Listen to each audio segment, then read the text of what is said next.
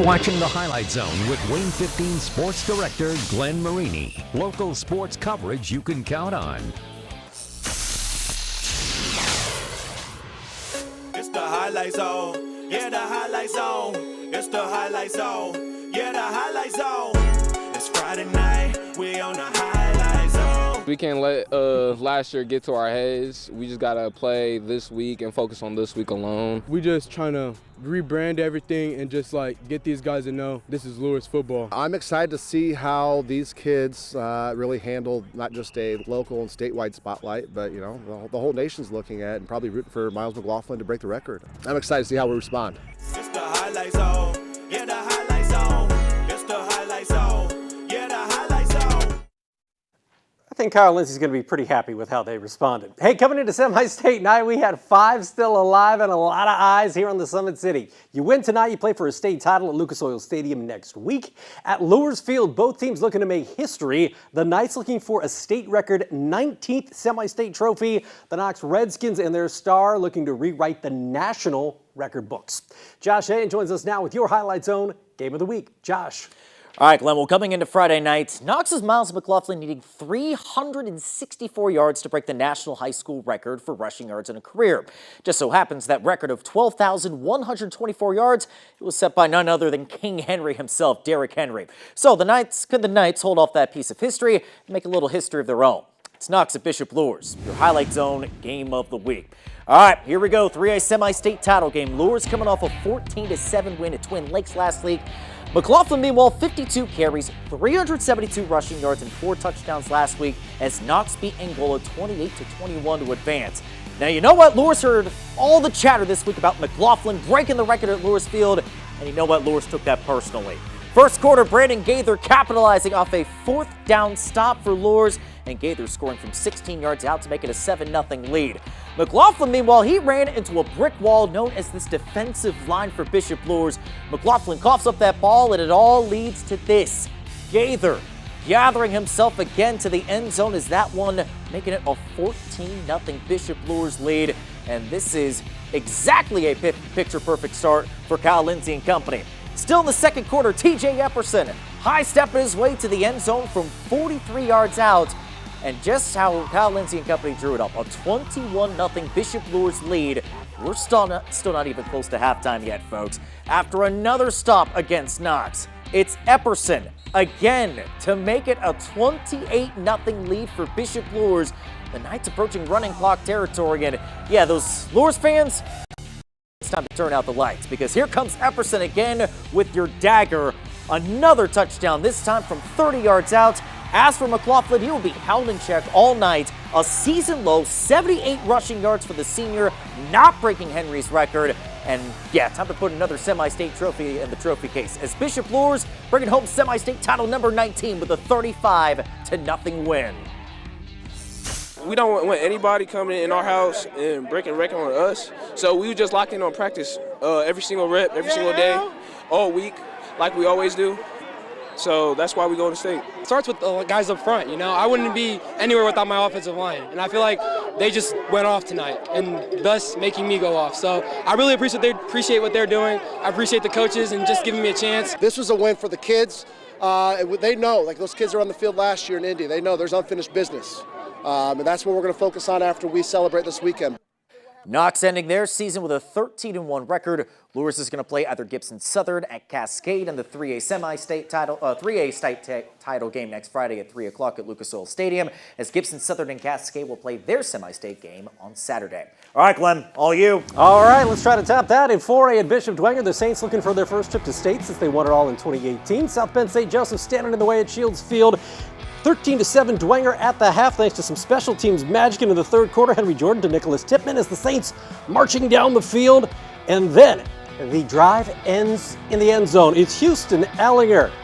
You can make a case for him as the MVP of the Saints this season. He gets the touchdown. 2-point conversion fails, though. It's Dwenger up 19-7, though, after 3. In the fourth, A.J. Shefferly, number 9, in for 6. PAT no good, 25-7, Dwenger in the lead, and Dwenger's defense doing it all night long. Xavier Dowdge with a safety here, put 2 points on the board. and Dwenger feeling good. 28-7 at that point in the fourth. South Bend St. Joe's trying to move the ball down the field. They get the completion here, but man, Dwenger allows just 7 points in this one, and it came in the first half. The defense putting the clamps on, and the Saints are marching to Lucas Oil Stadium with a semi-state win, 28-7. It's just a good feeling for all of us. Freshman year, we all wanted to go. Sophomore year, a bunch of us are starting. In junior year, we just had a bunch of injuries, and senior year, we all came together and we can get it done this year. You know, we've been looking at it since sophomore year. We've always been saying it. We've been looking forward to it our whole careers, and just really looking forward to this and getting ready to work. You know, we're a gritty bunch, and I'm very proud of that. You know, we all take pride in what we do. We all come out here every single day, same mentality, just killing the football and getting back to work after that play. Well, I'm just so thankful for our guys. We've preached for 2 years for these seniors. Just stay with it, embrace the process. You know, some people kind of fell off the bus, some people stayed on the bus. They just kept grinding, and we were hoping and praying that the season would you know, go this way, and everything that we preached would come to fruition. And you know, this game started with a ton of adversity. We had 4 starters out in the first, I think, 5 minutes. One guy didn't come back in, injuries. Next guy up, next guy in, and we battled. Big play there with the blocked field goal, and these guys just hung in. They just want it more. They've just wanted it more. They're battle tested. I love them like my own sons. Dwenger now faces Indianapolis Roncalli in the 4A state title game Saturday at 3 o'clock in Indy.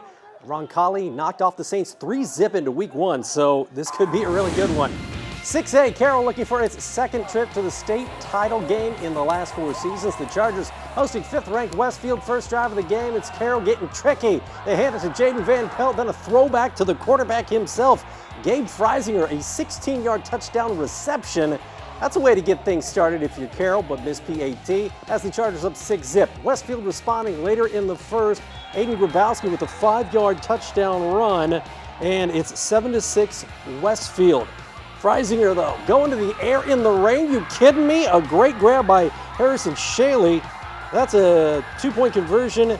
Would be good. It's 14-7 Carroll, but with 17 seconds before the half, Westfield's Deacon King slams it home for a touchdown, and we are knotted at 14 all at the half. In the third, oh, when it's rainy like that, you got to go to the ground game, and Westfield, the Fighting Rocks, would do just that. That's Deacon King from 6-yard out.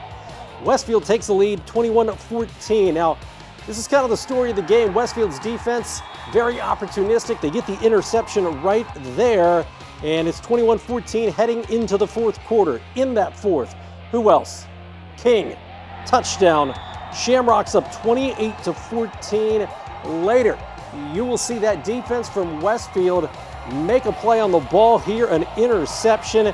They had 3 INTs on the game, did Westfield's defense, as the Shamrocks come to the Summit City and knock off your Carroll Chargers by a final of 35-14. Doug Dinan declined an interview afterwards. However, the Chargers do finish this season, I believe, with a record of 9-4. In 1A down in Bern, the Starfires at semi-state for the second year in a row. South Adams hosting a 3rd-ranked Pioneer, and we picked this one up in the second quarter. No score. Goose eggs in the first. It's Micah Rands up the gut for a touchdown, making like Jack Kaiser, the former Pioneer star who went on to play at Notre Dame and in the NFL. 7-0 Pioneer. Grant Mosher trying to get some things rolling, but special teams coming up big here. Not easy to kick in this weather. Pioneer adds a field goal to go up 10-0 at the half. In the third quarter, more from Pioneer. Titus Lehman has had such a great season, but this one is picked by Eli Guffey, and Pioneer in business, forcing South Adams into some uncharacteristic mistakes in this one.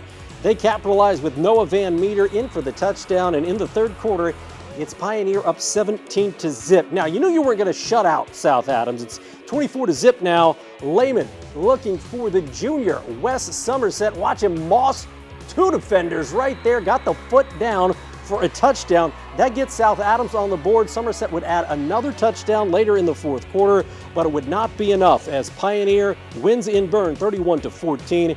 Here's head coach Grant Mosher after the tough loss.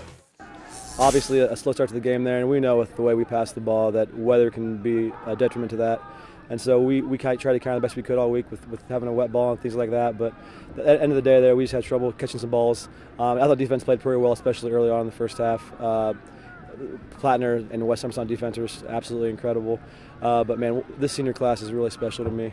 Those 10 guys right there, 7 of those guys are academic, all-state. But I told them right there at the end, though, they got the first time in our history that we've been to semi-state twice in a row with that senior class. But more important than that, it's 10 guys who are just awesome guys and reflect our core values and our culture. So that's the hardest part, is just how great guys those are. But I'm so proud of them, and I'm just appreciate going through those last 2 years with those guys. South Adams ends the year 10-4 overall, back-to-back trips to semi-state. In 2A, Adams Central beat Andrean on the road last year at semi-state. Could the Jets do it again and make it to Lucas Oil Stadium for the 5th year in a row? Pick it up in the second quarter. It's 3-zip Andrean. Jamison Roach, the QB, with the keeper. He's in, and Adams Central would take a 6-3 lead. But on 4th and goal, Andrean, a little tush-push action. Dylan Gore apparently gets in on the second effort right there, and it's a 10-6 Andrean lead over the Jets. Later in the second quarter, this is where this game kind of swung. At least the momentum did. Bruce Morehouse returns the blocked punt for a touchdown for Andrean, and the Fighting 59ers now up 17-6 at the half. In the third, Thomas Laughlin runs it right up the gut for a touchdown. That cuts it to a 17-12 ball game. But after a huge kickoff return on the ensuing kick, it's Andrean QB Brady Ellish finding the end zone as he weaves his way in, and Andrean tops Adams Central 24-19. The Jets' magical run comes to an end. They end the year with a 13-1 record and a tough loss on the road. Well, that does it for football, but coming up after the break, things are heating up on the hardwood. Eastside Blazers won 27 games last year. Could they be even better this season? New coach Kayla Walker and the Angola Hornets were in town, and they were about to find out. Plus, Homestead ranked #1 in the state. The Spartans getting back to conference action with an SAC game at the Cage of Concordia. Plus, we got trips to Belmont, to Huntington North, to Woodland, and Central Noble. All that coming your way next on the Highlight Zone. We're the South Adams Starfires, and we'll be back with more highlights. Concordia cheerleaders, welcome back to the Highlight Zone. With wins against Pike and Northridge last week, Homestead ranked #1 in the state in the latest girls basketball coaches poll. However, with a loss to Norwell on Tuesday night, the Spartans may very well fall out of the top spot when the new poll gets released this coming Sunday. Homestead, though, still the team to beat in the SAC, right? The Spartans at Eugene Parker Court to face Concordia on Friday night. We pick it up early on. This is Chloe Vanderford with the bucket. That's good basketball right there. 2 for the Cadets, but coming the other way, one of the cadets one of the Homestead Spartans that's kind of impressed us this season, getting some run here. It's Aggie Bell with a bucket right there, and the Spartans in control. Now Concordia would hang with Rod Parker's team early on. This is a deep 3 from Olivia Bollinger, who signed with Purdue Fort Wayne earlier this week. She had 18 points on the game to lead the ladies in white and maroon, but Homestead's Eva Scarberry would pop this triple in, and Homestead takes care of business at the Cage, 69-27. Leah Chappelle of Leo, the Indiana Basketball Coaches Association, Player of the Week this past week. The Lions making the short drive to Woodland. It's Alyssa Anderson down low for Woodland. She had 10 points on the game, but here comes Miss Chappelle. She had herself another big night. Gonna play softball at Ferris State, but she can hoop too. She had 22 on the game. Caitlin Sterling going to the rack here for the Warriors. Sterling with a sterling night. She had 15 points on the game, but Mackenzie Collins and the Lions simply too much. Watch Collins pop in 2 here. She had 18 on the game, and Leo wins it by 10, 59-49. Good matchup at Eastside. New coach Kayla Walker and the Angola Hornets facing 4-0 Eastside. Angola's Kendall Holman stopping and popping. That is the first bucket of the game as the Hornets take an early lead. Eastside coming the other way. Addison Moffler picking that one up off the turf and getting the bucket right there, off the hardwood, I should say. Eastside now up 11-6. And then, well, she's been doing it very well in the early part of this season. Had a great year last year as well. Taylor Mack with the triple as Eastside wins 53-46.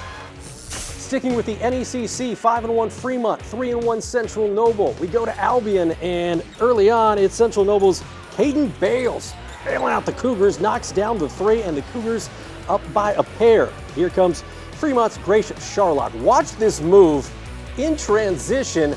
A little spin and in. That is not easy. Charlotte's been a stud on the highlight zone for years now. She gets it to tie it at 3. Second quarter action, Chloe Verdon knocks down the 3 from the corner. Lady Eagles of Fremont up by 5. You're going to see Central Noble's J.C. Stone with the hoop and the harm, but it's Fremont on the road with a win, 47-32. At the TP indicator, Belmont looking for a 4-0 start to the season. Andy Hyman, the Braves, hosting Jay County, always a force in the ACAC. Pick it up in the second quarter, Carson Schwederman with the pilfer and the pair, but Belmont up 22-14 at that point. Here comes Belmont. Laney French. Jumapel Laney knocking down the 3. Belmont up 31-20 at that point. You're going to see more from Belmont. It's Ani Krukeberg with the bucket as Belmont continues their early season surge, 60-39. At Huntington North, Gary Andrews in his first year as the Vikings head coach. The Vikes looking for their first win of the year against Bluffton. Addie Richardson with a bucket, and that would give the Vikings a pair right there. Then Kendall DeHaven finding Riley Wilson for a bucket, but Bluffton, they're off to a good start themselves. You're going to see Conley Alt come up with a pair here for the Tigers. Tigers would win this one on the road, 59-44. Stick around, your gem of the night and Comets highlights coming up next on the Highlight Zone. This is the first Comets home game. We'll be back with the highlights after this. Comets!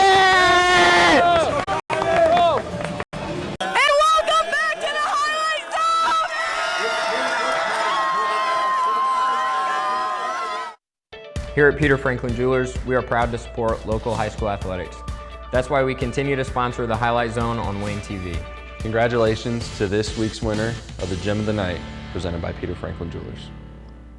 We've all heard the saying that defense wins championships, and if that's true, Luers might be coming home with the old blue ribbon next week down in Indianapolis, because that defense deserves a tip of the cap. Miles McLaughlin coming in needed 364 rushing yards to break Derrick Henry's all-time national record.